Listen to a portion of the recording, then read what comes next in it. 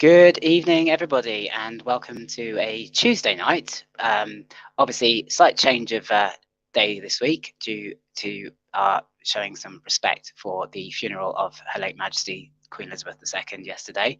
I thought it was only right that we should move the date of the broadcast. So I thank you for joining me today, as opposed to a normal Monday. We will return to Monday next week. Anyway, without further ado, thank you for watching, everybody, and for anybody watching the recording later on, thank you for joining. It's always appreciated.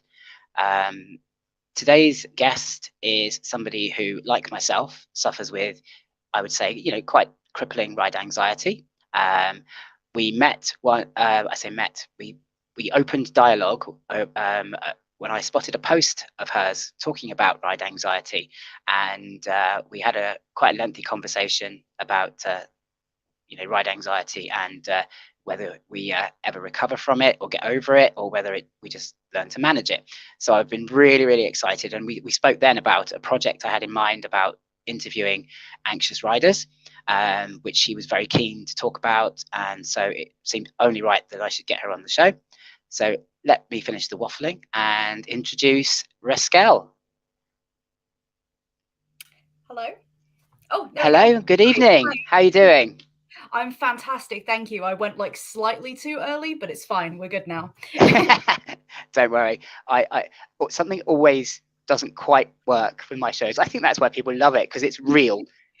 I'm not technically minded. I'm just about know how to use the software, and so they wait, I think, for something to go wrong. Oh, you say that. I mean, I was watching the whole thing at the beginning, and I was like, "Oh, this is very fancy. All these like effects and videos and stuff." And I was like, "Oh, showing me up." It's apps, intro maker apps with a bit of editing. It's amazing what you can do. It is really amazing what you can do.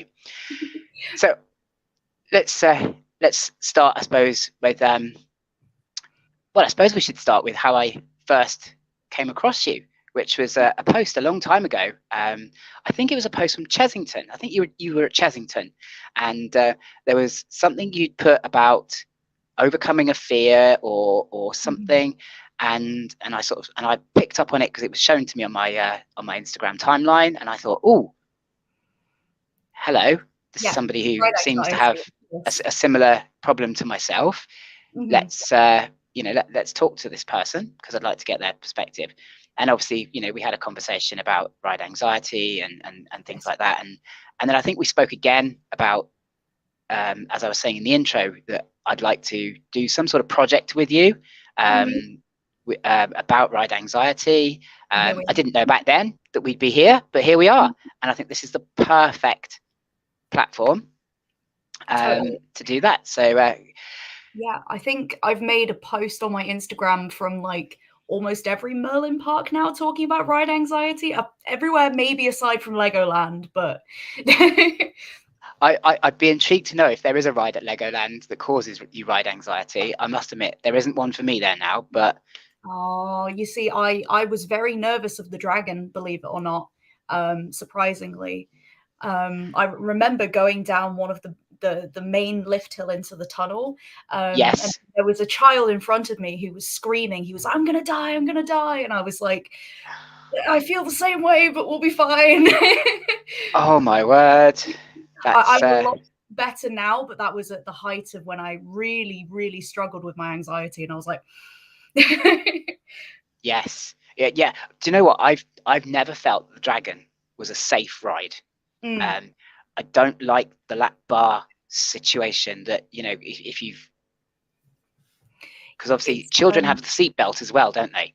Yeah, it's all built in-house, I believe. It's not actually a roller coaster manufacturer. It was built by Legoland Windsor. Okay. So that's probably why it like even the track, it looks so different. Yes. But I really enjoy the indoor section, and the problem I have with a lot of rides is that I quite enjoy the like nice indoor section or the start or the end, and I kind of wish I could just hop on and then hop off at the bit I don't want to do. Yes, absolutely. That theming in that indoor theming part in the castle is absolutely amazing, isn't it? It's kind of makes it worth braving the rest of the ride. Absolutely, Just to absolutely. get to see that, yeah, I totally agree. I mean, it doesn't pose me as much of a problem now. Of course, yeah. I'm more comfortable with it, but I wouldn't say I'm as comfortable with that as I am probably with something like the Smiler, which is really bizarre. But the Yes. Smiler, at least, you know, is you're fastened in nice and safely. You're not going Mhm. anywhere. I don't ever feel that with the Dragon. I do think Yeah. it's a bit. It's so weird to be like, here is a world record breaking, really intense roller coaster, but I feel a lot safer on it than I do this little kids ride. But sometimes we can't control how our anxiety about rides is going to affect us. And sometimes it can be the most ridiculous things. For me at Alton Towers, basically the only three rides I won't do is Rita, Oblivion, and Spinball Wizard. Spinball Wizard Okay. probably out of the three gives me the worst anxiety, but many would argue that it's a relaxed kiddie coaster. So Yeah, I mean that's fascinating because one of your three there is a ride I've only ever done once, and have struggled to get back on, and that's Rita. yeah, I don't know what I think my first experience of that ride was a bad experience, and same. that only makes the anxiety worse, as I'm sure you'll agree. Yes. So I need to get back on it in a better situation, to see whether it still is going to bother me as much as Yeah. it did. So Uh, Reskell was the first ride that I ever had to get off before the ride started because of my anxiety. oh wow. And because of that, I'm always going to have a very strong association. The last time I tried to do it, my friend was operating the ride, and I still had to get off because I had too much anxiety. I was having a panic attack in the seat. And this was fairly recently. This was only last year. But it's weird that that's really the only one there that makes me feel so afraid, which is so weird because once it's actually launched, I would argue it's one of my favorite rides at the park. But it's that launch and the waiting, and Rita always has the worst queues. Even when doing it fast track, you're still waiting forever, and it's right in the station because it launches from the station. You're forced Yes. to watch it the whole time and hear it, and it just builds and builds and builds. I think that's why it's one of the worst, because you can't escape it in the queue. Whereas I feel like with other rides, you have a disconnect between it. So Yeah, I totally agree. I mean, one of my favorite rides is Stealth. However, as you rightly say, I'm not comfortable until it's launched. Absolutely, yeah. And Up then, and up then till that point, it's all good. yeah, because once it's gone, I know, well, I've got about 15 seconds and I'm back anyway. You know, See, and that's exactly how I am. I remember the first time I did Nemesis, I kept saying to myself, I'm like, listen, if I hate it, it is less than 60 seconds from sitting down in this chair to getting back out of it. I've watched the POVs, I've timed it, I know it's less than a minute. Even if it's awful, it's only 1 minute of my life that feels awful, and then it's over. yeah, And that's how I have to think about it, you know? yeah, I totally agree. I remember when I was first starting to brave some of the bigger rides, I had this real obsession with how long I would have to be terrified for. And I remember standing underneath the swarm with my phone in stopwatch mode, waiting, and then as soon as it started climbing the lift hill, I hit the start button. And as soon as I saw it on the brake run, I hit the stop button, so that I knew Yeah. exactly how many seconds I was going to have to be traumatized, Yes. before it was over. And it became a regular thing. I was doing it to a lot of rides, you know, or even I'd time the POVs. I'd go onto YouTube and I'd find the start of a ride on the Yep. on that On the sliding timer. bar, and then I'd see what time the ride starts from, and then I'd wait for the end bit where it comes back into the station, and I'd stop it, and I'd see what time that finished, and I would deduct the intro and everything Yeah. else, and it really became quite obsessive, because I needed that. I needed that. The Rita launch, from when they start talking to when it's like go go go, I know it's exactly 15 seconds if I'm counting like I'm stressed out of my mind, because I also got into a stage of lift hills used to give me a lot of anxiety, and I used to count, just because I find that kind of helps with just sort of like counting, so I have something repetitive that I'm doing. Or sometimes I will name like body parts, so I'll be like, I have 10 toes, 2 feet, 2 legs, and just move up my body like that, both of which are anxiety helpers that I use in my everyday life that I then use when I'm on a lift hill. Or I will sing to myself. That's quite common as well, which are 2 ways that I kind of get over it. That's a lovely way of dealing with it. I've just got this picture in my head now of you sitting on the ride, happily sort of humming, singing to yourself, and feeling much calmer because of it. I think that's a lovely idea. The first time I did Smiler, I was having a great time up until I got to the vertical lift hill, and I had my eyes shut, and I was like, it's my first time doing a vertical lift hill. And I just started singing Bohemian Rhapsody to myself, and I could hear the people next to me joining in, and then I could hear the people behind me joining in as well. And that was wonderful. And I did the same thing the last time I did Oblivion, but the only song I could think of is a My Little Pony song, which is called Open Up Your Eyes, while I'm there like this, definitely not looking at anything, which was wildly ironic, but it's all I could think about. So yeah, I think it's as we say, isn't it? It's what works for you. I also have a thing, I think I've told this story before, but obviously my channel and socials logo has a guy with a pair of pants on his head. Yes. And this is because whenever I'm braving a new ride, I have a lucky pair of pants.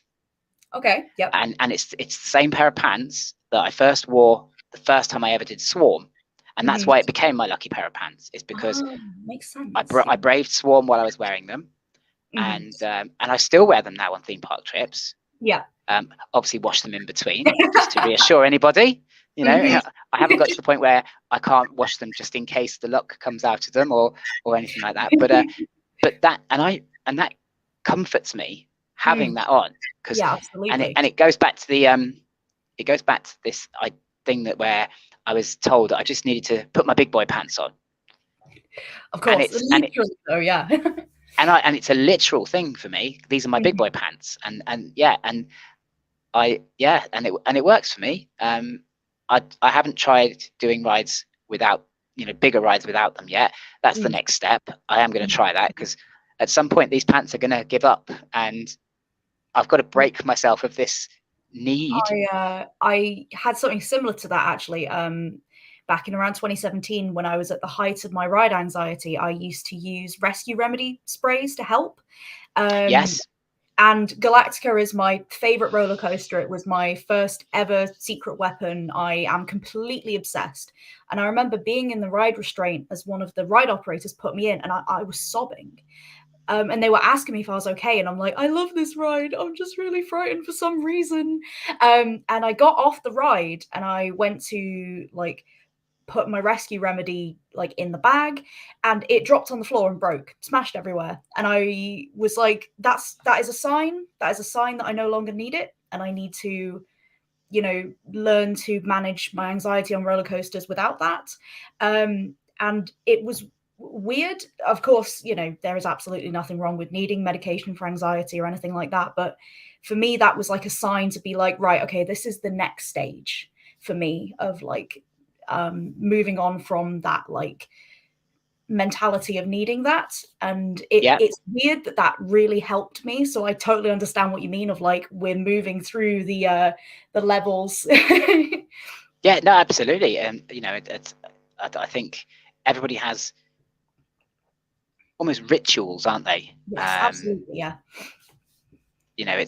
And these little rituals help us to manage the situation.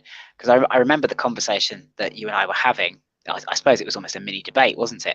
Where I came at it from the point of view that I was conquering my fears and I was conquering my anxiety, and I had control of it.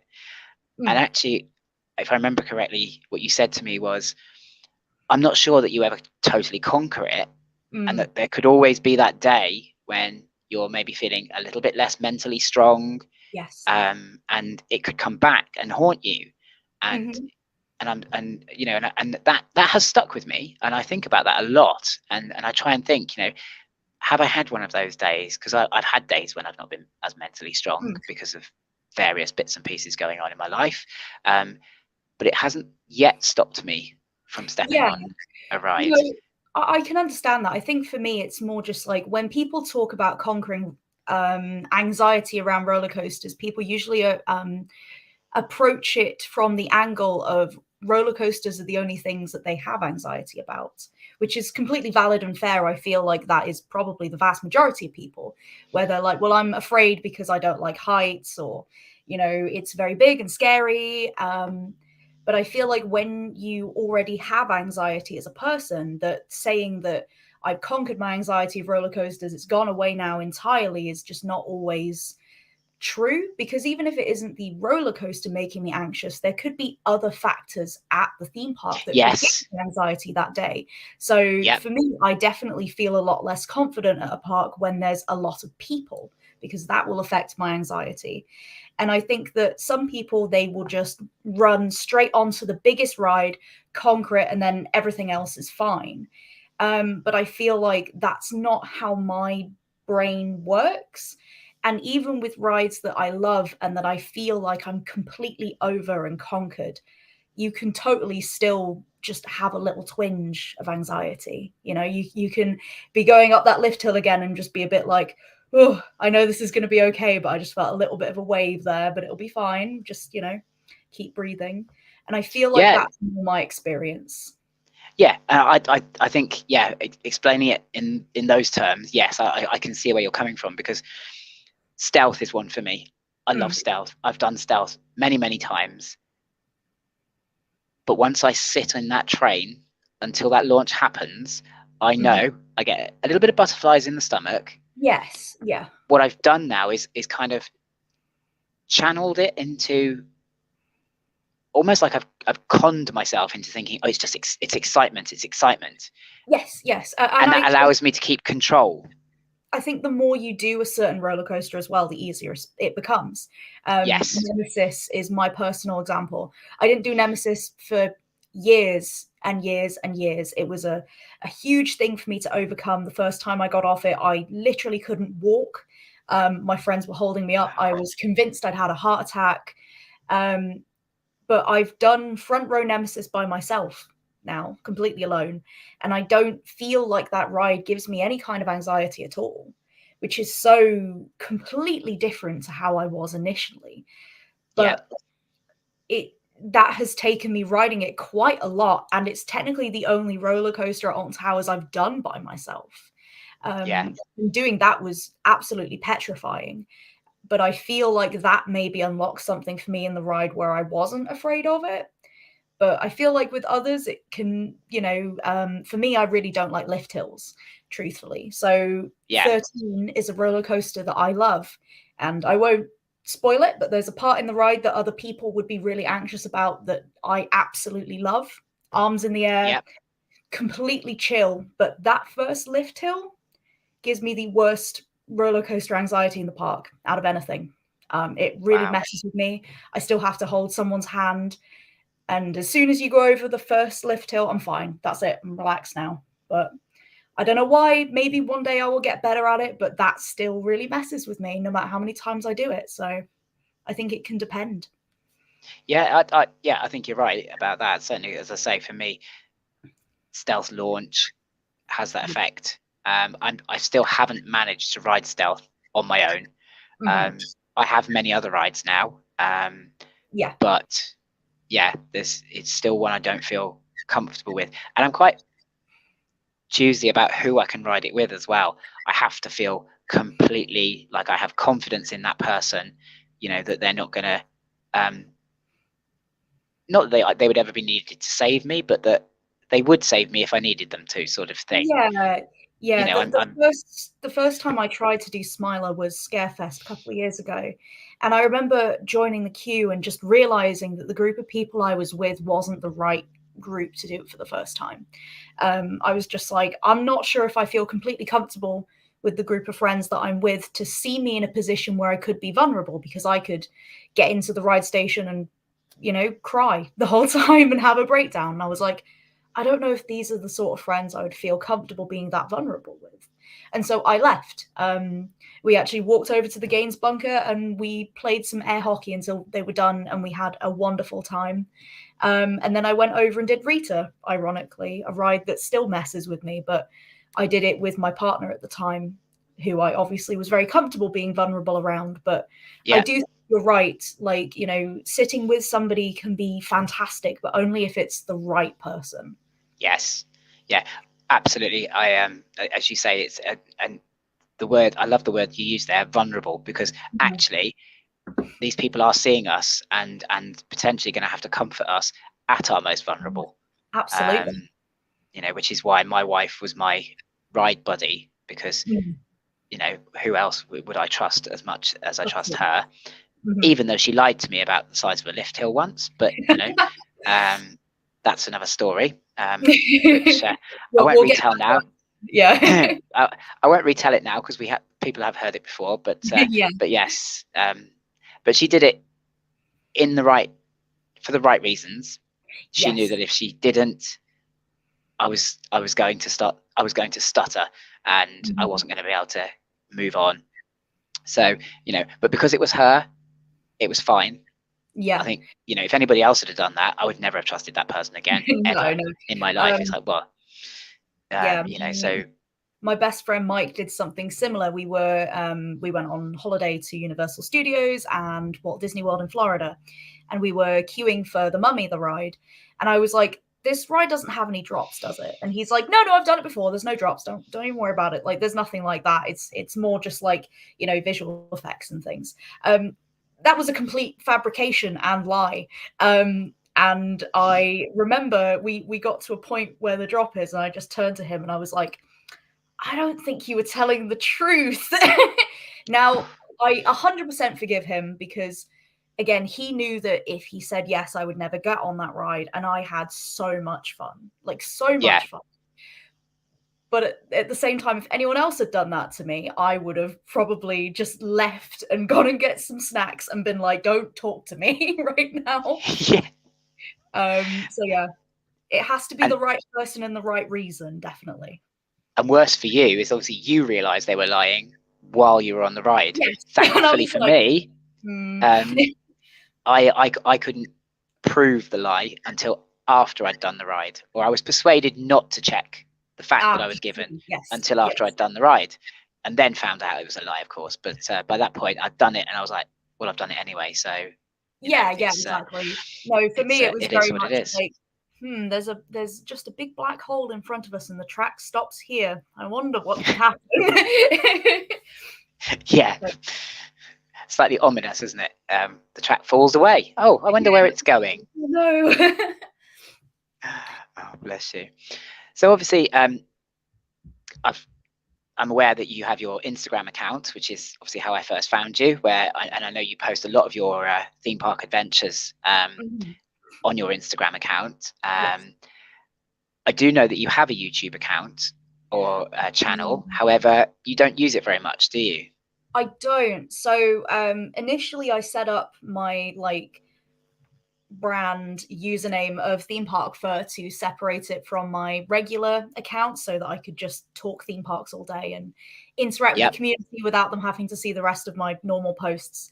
And I started it initially because I wanted to get into YouTube blogging. I wanted to make videos from theme parks. I was like, I want to create a space where people can watch me get over my ride anxiety, where I can share the fact that I go to theme parks all the time. But the truth of the matter is that it's a lot of work to put YouTube videos together, which is why I have so much respect for people who do, especially since one of my friends is deaf, hard of hearing, and would want to, comes to theme parks with me and would want to engage with them. So I do have to manually go in and add all of the captions. Now, I did that for one video and it took so long and I love them to death, and I would never create content that they couldn't engage with, right? No, absolutely. And I was sort of just like, well, ultimately making TikTok videos on my main TikTok gets a lot of views, is a lot less effort, and I don't have to worry about that. And it's shorter form content, which is what the algorithms on social media tend to like. I repost some of them to my reels as well on Instagram.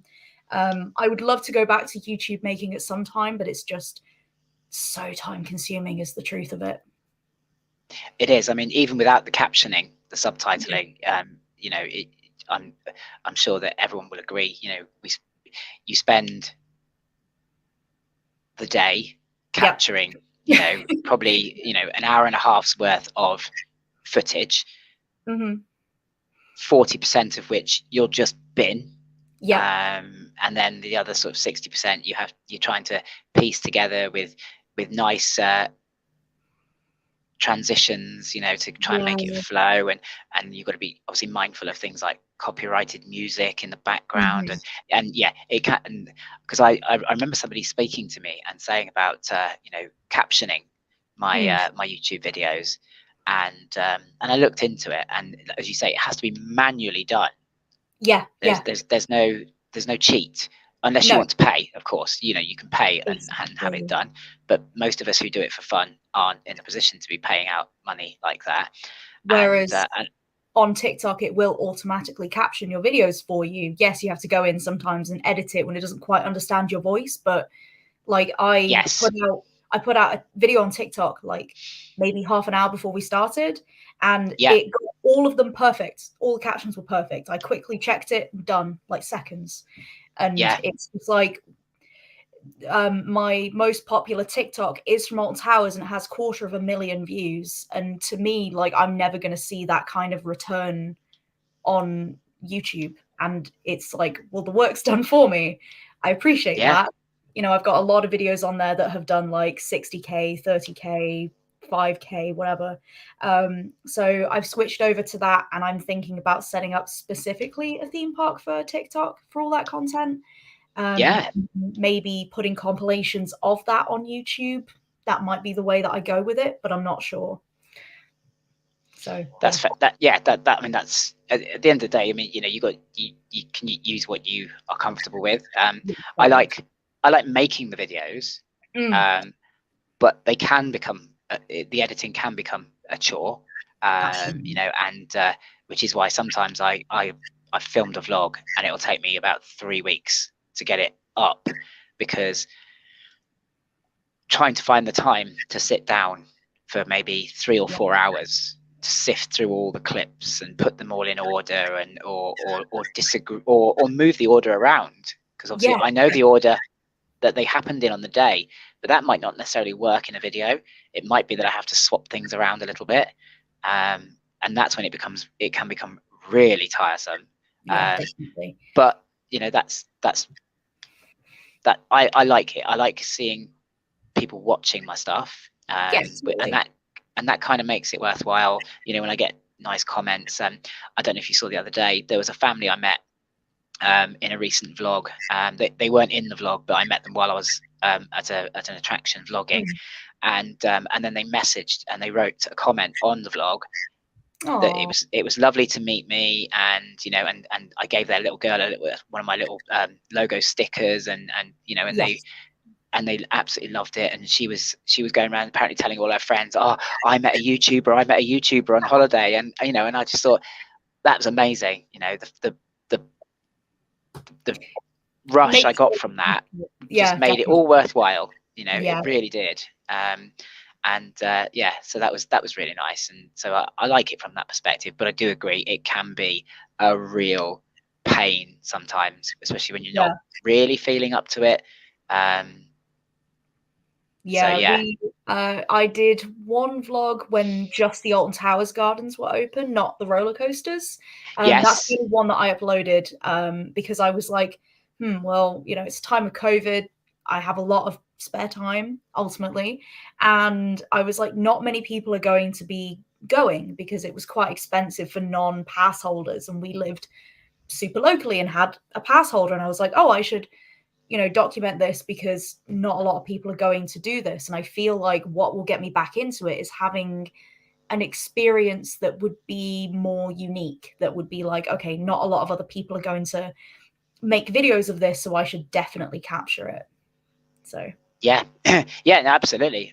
Yeah, I mean, obviously, I found this as a thing I love doing as well now, and so I still have the vlogs, but I enjoy this more because this is interactive, and yes. I'm so glad that I started this.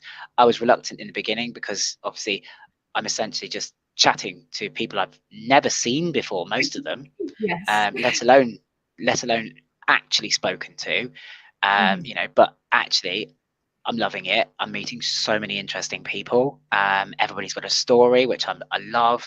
I love human stories. You know, people telling me about their lives and everything else, and it's fascinating, and I love it. And you know, I'm just, yeah, I'm so glad I started this, and I don't want it to end. So you know, for me, it's It a doesn't have to. great thing. Don't worry. Yeah, Yeah, and so I have a friend of mine called Ace who does a podcast, okay, and I've actually been on their podcast twice because we just had so much fun that they were like, I want to come back and talk to you again. And that was so wonderful. And it's kind of given me a bit of bug for doing stuff like this now. I like getting yeah, to talk to people. And you would think with anxiety you would prefer like pre-recorded stuff, but sometimes actually live is easier because you don't have to listen to yourself. yes. I'm not going to lie. When I watch my vlogs back, once they've been uploaded, because I don't trust YouTube not to mess about with them, so I always Same. watch them back. But I Mhm. have to watch them back in silence. I have to have it muted because I can't Yeah. stand listening to my own voice recorded. Everybody Um, hates it, don't worry.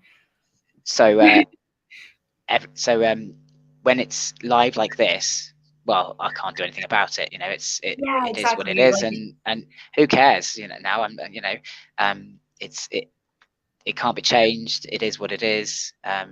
That old cliched saying, but yeah, and well, it's a lot like when you're strapped into a roller coaster, right? There's all this anxiety in the queue, and then before you get the restraint on, but then once you're buckled in, it's like I'm going now, so I might as well have fun with it. You know, like we're all, yeah, you know, we're chugging along, so I'm going to try and just relax and have fun. So yeah, absolutely, yeah, and every episode has got a bit easier, a bit more mm, comfortable, you know, and obviously, you know, and I'm enjoying it a bit more, and as I yes, said, it's just great. The people I've spoken to, so interesting with their stories, and you know, and you're certainly no exception to that. You know, obviously, just yeah, hearing about your anxiety stories, without even going on to the next subject I want to talk to you about, which yes. which I'm absolutely, and I know that my, you know, people watching will be too.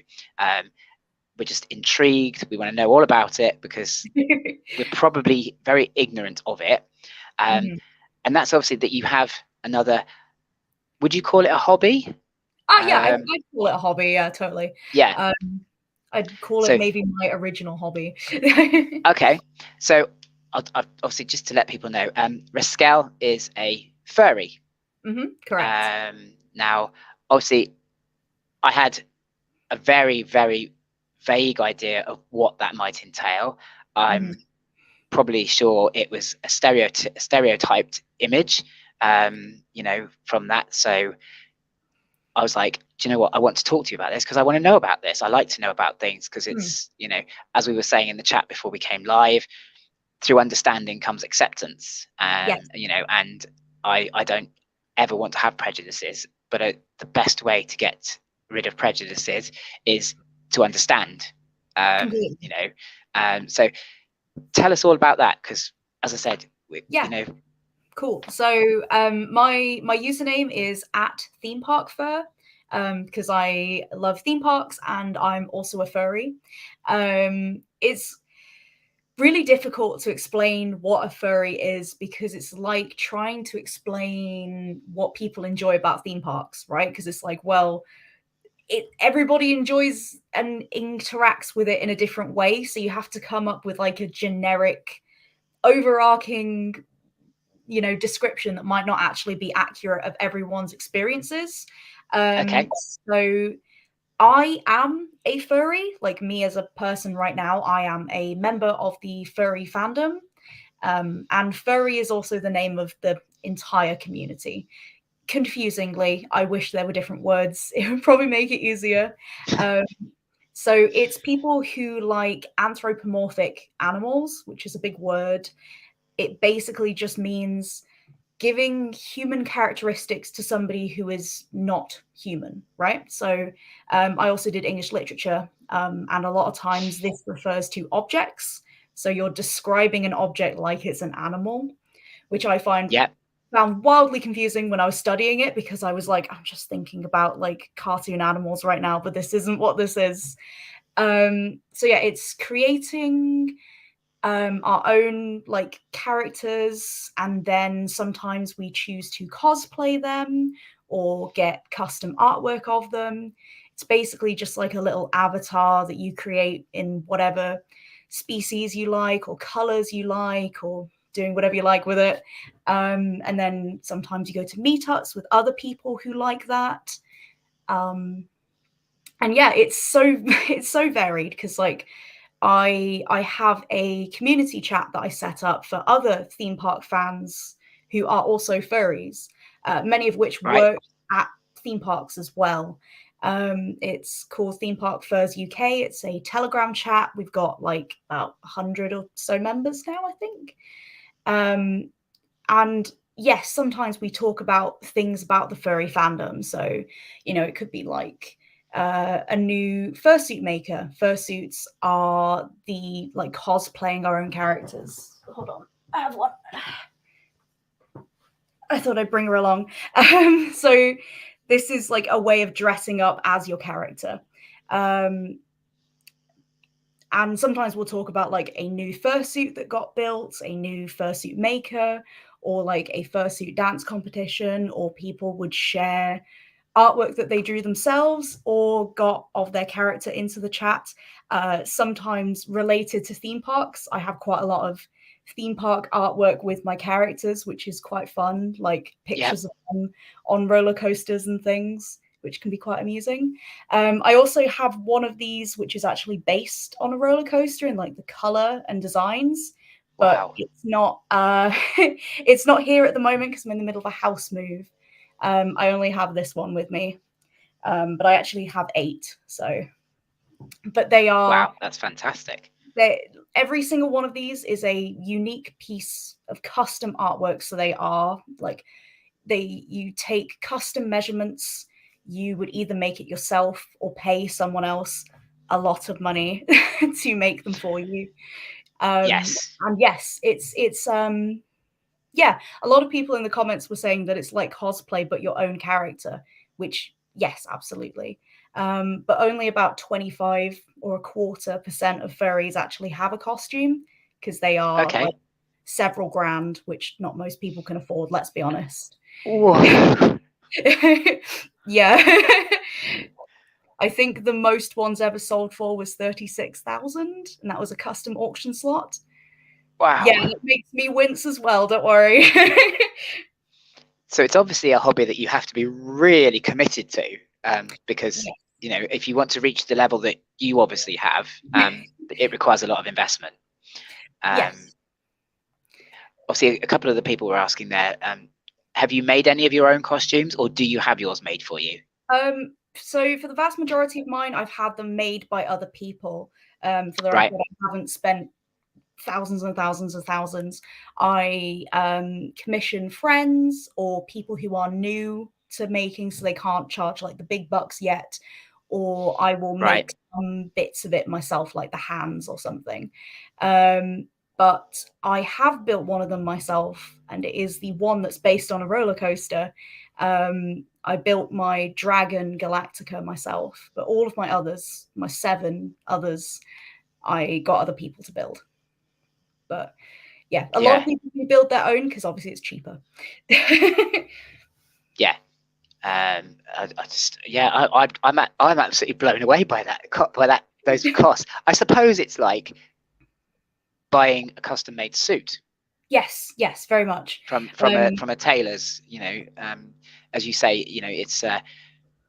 it has to be it's measured exactly to your size. Everything Mhm. is custom to your size. Completely, Um, completely.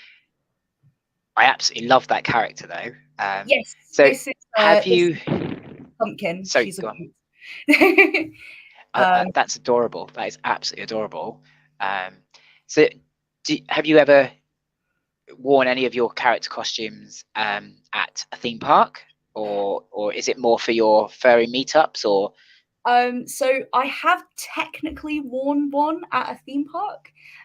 I'm not entirely sure if I was supposed to. So officially, sorry, I have virus and threat protection telling me something. But essentially, you're not really meant to. So right, obviously, face coverings are a security issue. So you can't really wear fursuits into like a shopping center or something because obviously they don't know what you look like. But during COVID, when they removed the no facial coverings, because that would be a bit weird when they're technically mandatory, I actually took Galactica, my dragon, who is about half the size of this. She's absolutely right, tiny. It's just the head. yep, I put her in my backpack. She was checked at security just like everyone else. And once the rides had closed, I was in Forbidden Valley and I put it on and took a couple of photos. And then I wow, put it away again. But staff members saw me. They walked past me, said hi. So evidently it wasn't an issue. I know some other people who took advantage of that loophole.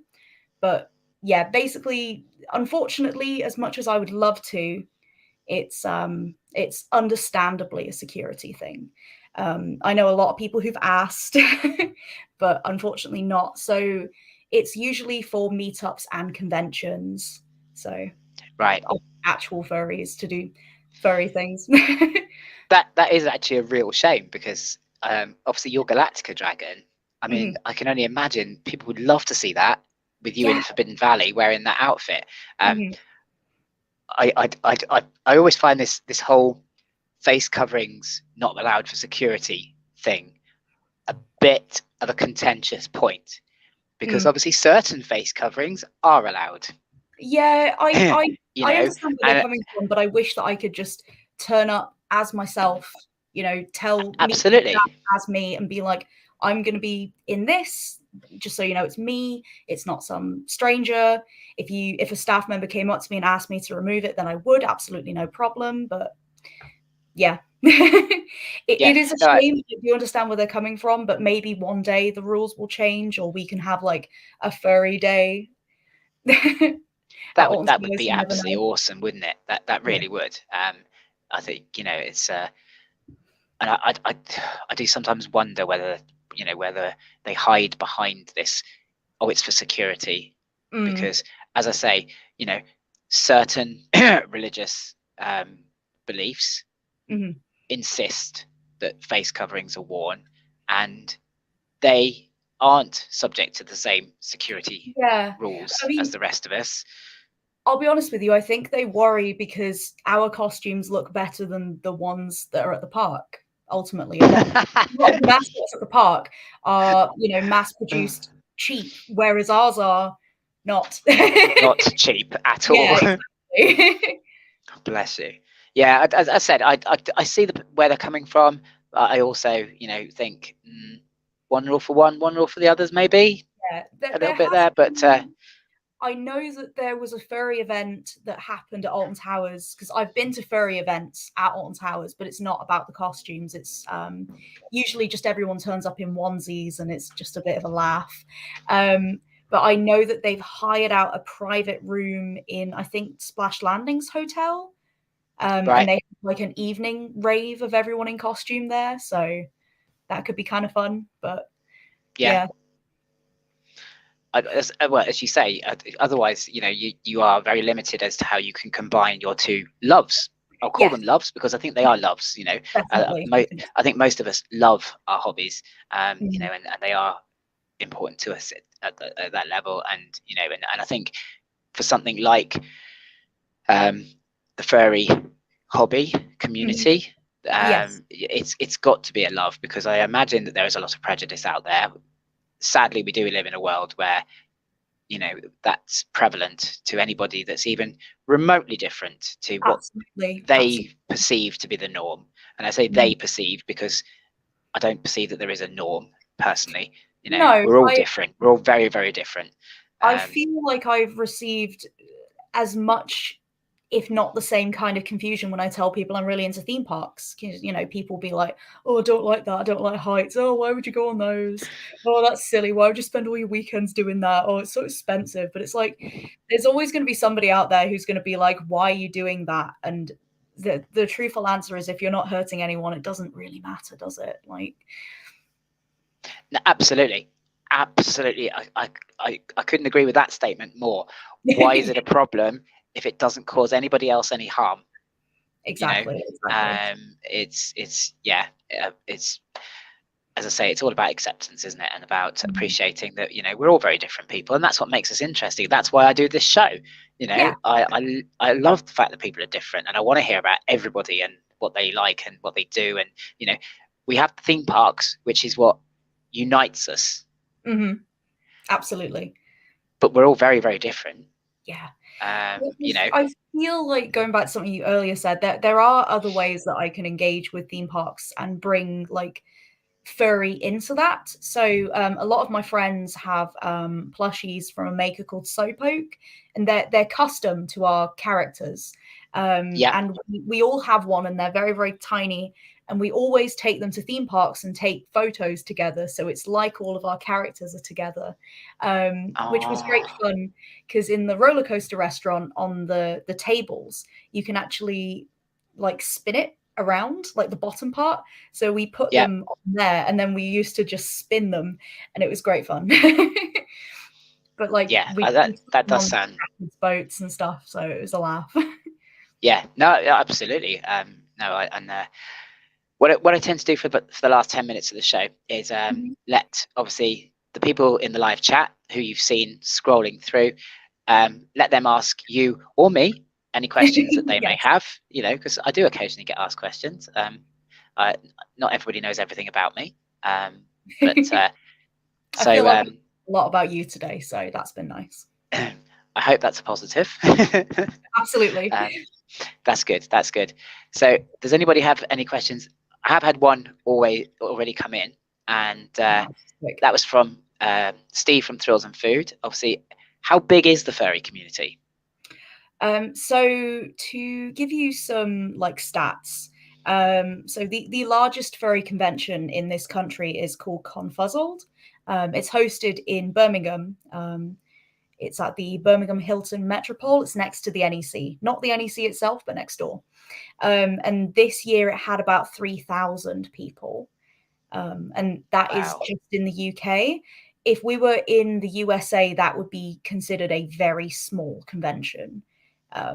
We're talking like almost 10,000 for American conventions. And then a lot of the community is just online only, because, conventions might not be close to where they are, or frankly, they're expensive. That's the truth of it. Going to anywhere, travel, accommodation, flights, all of that, it's very expensive. So it adds up. But yeah, it's a global community. I actually ran during COVID, I ran a TikTok project which was called Furries All Around the World.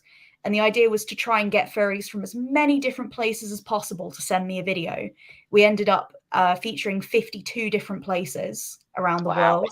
Over 350 people applied. And it was amazing to show how global our community is. And I learned of places I had never even heard of.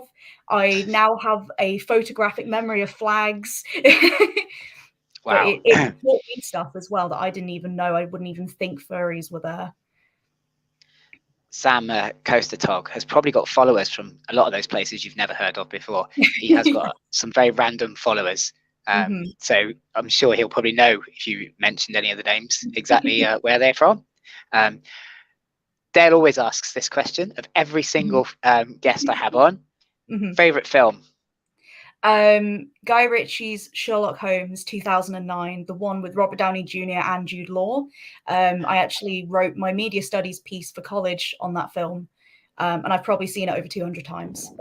So wow, that's a yeah. really interesting choice. Mm-hmm. Um, I really I enjoy wasn't a fan. poems in general. So So do I, which is why I couldn't get my head around an American actor playing yeah, Sherlock Holmes. Um, I'm sure you probably watched the BBC modernization of Sherlock Holmes with yes. Benedict Cumberbatch, which I thought was absolutely outstanding. Mm-hmm. I Very was cleverly written. obsessed. Because, like you, I love Sherlock Holmes. I'm very much. I suppose you could almost argue he was the father of behavioral psychology. Mm-hmm.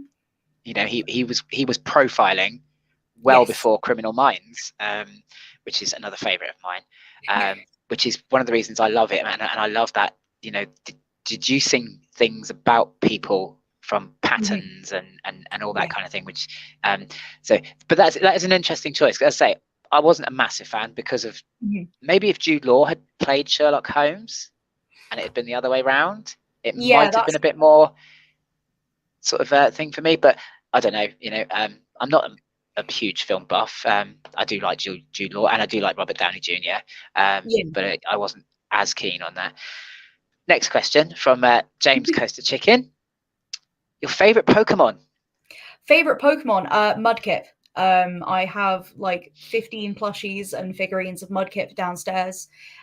Basically, I just picked the first Pokemon that I ever had in a Pokemon game and went that one because I'm not very inventive, but I love Mudkip. Um, I also love Yanpa and Bolton from like Sword and Shield. I've been really into playing Sword and Shield. I completed it in like 3 days, playing it dawn till dusk. So Bolton was my main for that. So yeah, Bolton as well. I love Fantastic. Pokemon. I must admit I've done Pokemon Go. I Hmm. had Pokemon cards. Do I remember any of the names? Pikachu. That's about as far as I ever got. So Um, actually, my 6-year-old probably knows more about them than I do. I wasn't into Pokemon as a kid. I genuinely didn't really get into it. The time when everyone was playing Pokemon cards in high school, well, primary school for me, I was collecting the Doctor Who card game because I'm cool like that. I actually got into Pokemon because of Pokemon Go. I played Pokemon Ruby before that, but it was Pokemon Go that really made me fall in love with it, and I still play it daily. Which I know I'm maybe one of the only people left in the universe who does, but I do. And So, Coaster Chicken does. oh, absolutely, add me on Pokemon Go. I need more Yeah, he still friends. plays it. I'm sure he does. Yeah. Um, next question we've got is favorite animal. My favorite animal is a cheetah. I've been having my tea in a cheetah mug today. Actually, my friend Noah bought me this, and we just went to Alton Towers on Saturday together. So cheetahs are 100% my favorite. I think they're wonderful. My So, favorite animal too, actually. Funnily oh enough, yeah, that is really? also my favorite animal. Yeah, I've loved them for years since I was a little kid.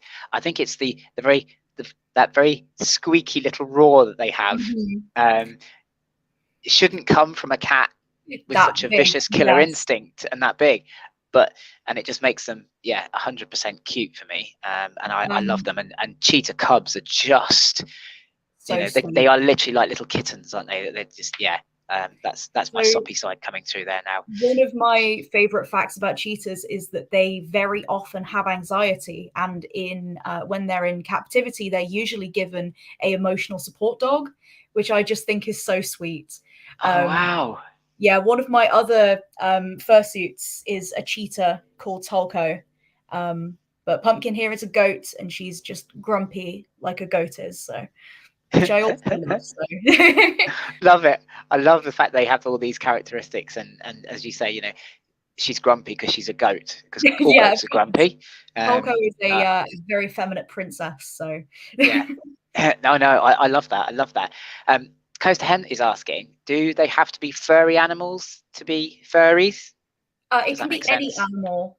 So sometimes different like subsets of the community will have different names. So if you are reptilian or you have like scales, they're often referred to as scalies. So I have a couple of friends who are dragons, or I have a friend who's a raptor. They're still under the furry umbrella. They're still part of the furry fandom. They just might have a name specifically for like their little corner of the community. Okay, yeah. So I also run a community for hoofer furries, so hoofed animals. We have like a website, a chat, and we run photo shoots at conventions where we get all of the hoofed animals together, and we're like our own little community inside furries. So that can be quite common to have like little pockets where it's like we have this big thing in common and then this like extra little thing that connects us, which can be quite nice. So yes, any animal you can think of, even if you want to like combine 20 different animals together, go for it. Furry is for everyone. I honestly think you're going to get some messages after this show from a couple of the people in the live chats who are. Ooh. Oh no, I think we lost him. No. Oopsie daisies. I think I can still see the questions at the bottom though, so that's something. I will just see if he has messaged me in a panic. Oh no, we're back. We back? Hello, I'm back. There we go. It's all fine. Sorry about that. It's okay. Don't get overexcited and hit the right click button. It takes you out of the studio. That's something I've just learned. I have my like 5 seconds of fame, right? Brilliant. So yeah, so I think you're going to get some messages about this, which is fantastic because obviously people are embracing and loving it, and I'm really happy about that. So that's great.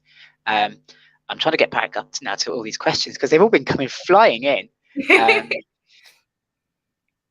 Do all furries give their animals personality traits? Coming from Oscar. I would probably say yes. Kind of. So when you create your furry character, it is called a fursona. So your furry persona. Okay. So that is kind of just you, but personified as a furry. So, you know, an animal that walks on 2 legs, it wears clothes, it probably has a job and hobbies and stuff, but it's usually just a reflection of you, but in like a furry parallel universe. So for me, my persona is called Reskell. I'm also called Reskell. But then some people have characters which are just like really cool designs and colors and animals, but it's not you. So Pumpkin here is like that for me. A lot of people just fursuit as their personas because they just want to dress up as themselves. For me personally, I prefer to costume as a character that is completely unlike me, because for me it's a lot about costume performance. So in Pumpkin I can go around and just cause mischief and be grumpy and make people laugh and pull pranks and stuff, because I'm completely silent when I'm in the costume as well. And that's a lot of fun for me, but some people just want to wear the costume and be comfortable as themselves. So it really depends on the person, and sometimes their persona is completely different to them on the outside. Mine is fairly similar to me, I feel, but it's different for everyone. Yeah. Cool. Dale has posed a question here. I'm intrigued about this one. What would you rather fight / come across, a shark or a crocodile? It depends if I'm in the water or not. I feel like that's the caveat to my question, because if I'm on land, I'm not afraid of a land shark, but I am afraid of a crocodile because they can be in either. But I also know that sharks are typically cowards. They're not actually very likely to attack you at all. If anything, they will just stay away from you. So probably a shark. I feel like crocodiles are maybe more aggressive. Yeah, so I think sharks got a bad rep after Jaws. Yeah, absolutely. I mean, sharks are fantastic creatures. So yeah, shark. Let's go with that. Fair enough.